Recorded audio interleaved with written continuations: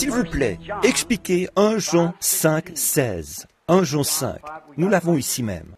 Si quelqu'un voit un frère commettre un péché qui ne mène point à la mort, qu'il prie, et Dieu donnera la vie à ce frère.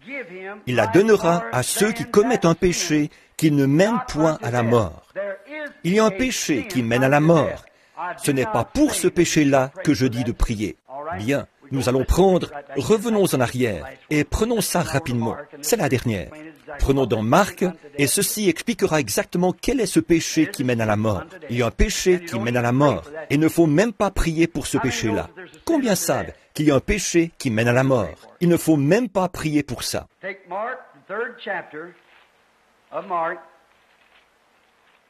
Prenez Marc, le chapitre 3 de Marc.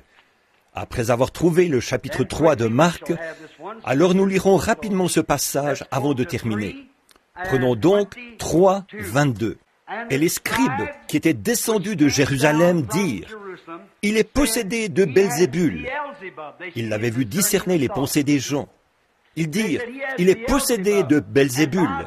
C'est par le prince des démons qu'il chasse les démons. » Jésus les appela et leur dit sous forme de parabole, « Comment Satan peut-il chasser Satan? » Donc, si le diable peut guérir, comment le peut-il? Comment Satan peut-il chasser Satan? Si un royaume est divisé contre lui-même, ce royaume ne peut subsister. Et si une maison est divisée contre elle-même, cette maison ne peut subsister. Si donc Satan se révolte contre lui-même, il est divisé, et il ne peut subsister. Mais c'en est fait de lui. Personne ne peut entrer dans la maison d'un homme fort et piller ses biens, sans l'avoir auparavant lié, cet homme fort. Alors, il pillera sa maison. Comment peut-il y entrer, entrer dans ses cœurs et découvrir ce qui, voyez, sans que cela vienne de Dieu? Je vous le dis en vérité, tout péché sera pardonné aux fils des hommes, et le blasphème qu'ils auront proféré. Mais quiconque blasphémera contre le Saint-Esprit n'obtiendra jamais de pardon. Il sera sujet à une condamnation éternelle. C'est la séparation. Jésus parlait ainsi Pourquoi a-t-il parlé ainsi? Parce qu'il disait, il est possédé d'un esprit impur.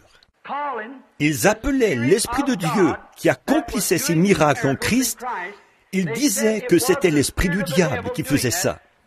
Jésus a dit que ça, c'est le péché impardonnable. Et si vous voyez un homme prier, il ne faut pas prier pour lui. S'il se moque du Saint-Esprit et parle contre le Saint-Esprit, il vous est interdit même de prier pour une telle personne. Vous comprenez? Car il y a un péché qui mène à la mort. Il y a un seul péché. Jésus a dit que tout péché serait pardonné aux fils des hommes.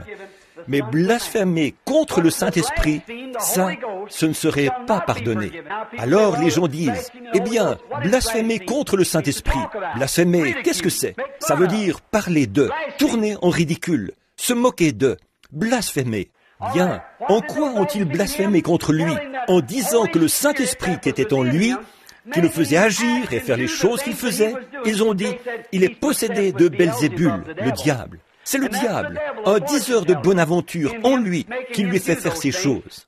Voir les secrets dans les cœurs des gens, dire à Philippe qu'il savait où il était avant de venir à la réunion, chasser les démons et faire ces choses-là. Il fait ça par Belzébul. Il est un démon. Et Jésus a dit que ce péché ne sera jamais pardonné. C'est donc le péché impardonnable, pour lequel il ne faut jamais prier. Il ne pourra jamais être pardonné. L'homme ou la femme qui fait ça, c'est scellé éternellement hors de la présence de Dieu, dans tous les siècles des siècles. Pas de pardon.